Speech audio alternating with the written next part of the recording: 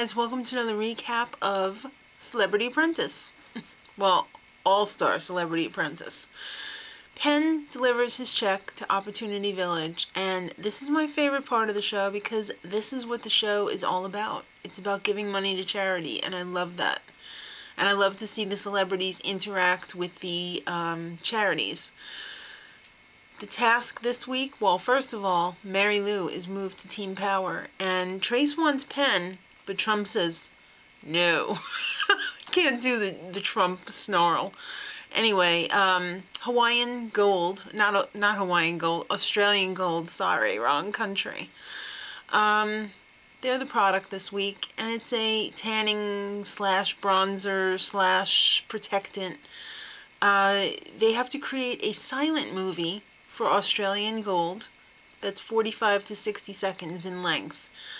And the project manager for Team Plan B is Gary.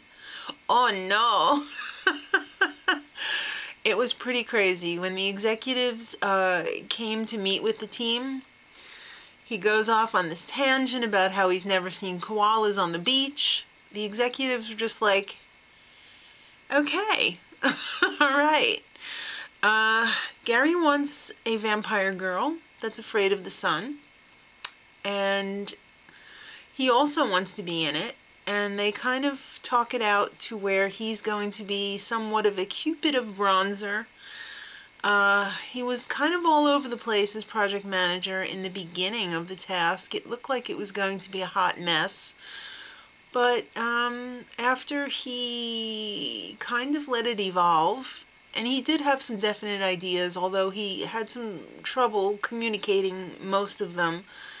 It all came together, and because Stephen Baldwin stepped up as director, because Gary wanted everyone to direct, and Stephen just basically took over, I think that really helped the project come together, because it really needed a direction. Penn tried to get in there and help out, but Stephen wasn't having any of it. They butted heads most of the time. When it was time to edit, Penn tried to get his ideas across, to which Stephen poo-pooed them, but then accepted them in the end because they were right. So yeah, Stephen ended up being pissed at Penn. On Team Power, Trace was the prime minister, project manager. Sorry, CPM and I think prime minister. Lil Jon already had some experience with this product because he already did a task for them. But I thought Gary did too. But they didn't really play that up as much as they did with Lil Jon. Trace had definite ideas as well for his team, and he wanted it to be a caveman theme. He insisted on it. And he got this cheesy Fred Flintstone costume because he was going to be in it as well. He's the caveman. Pretty tall for a caveman because I thought they were pretty short, but whatever. Mary Lou was crazy.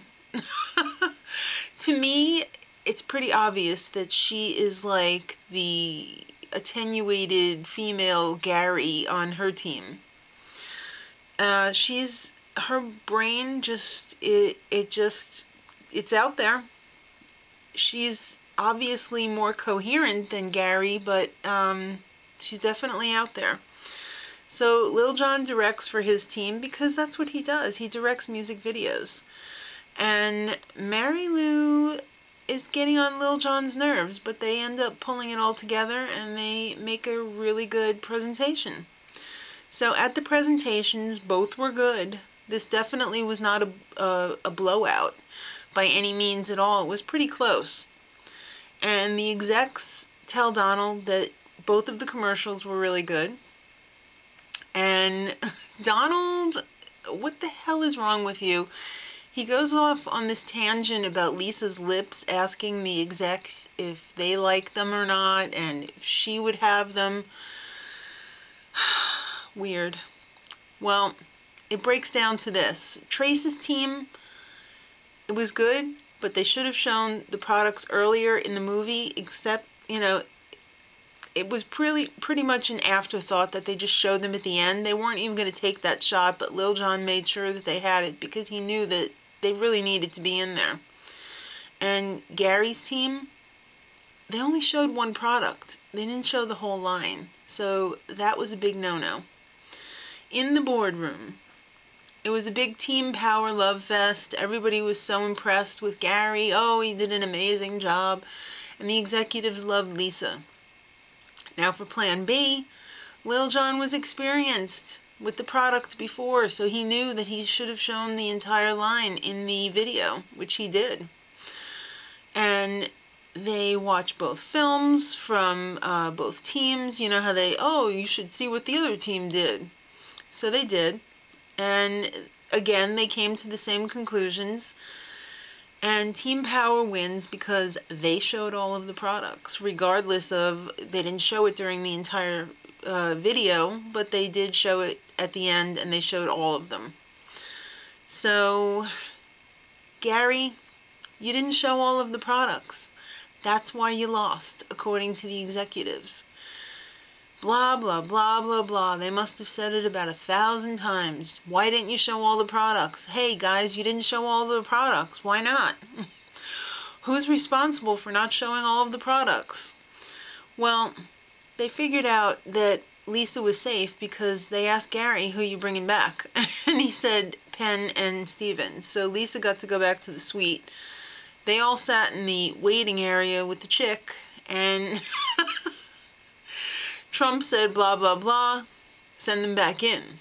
And not long after they got sent back in, it was determined that Penn really didn't belong there, because the only reason Gary brought him back was because he had to bring 2 people back.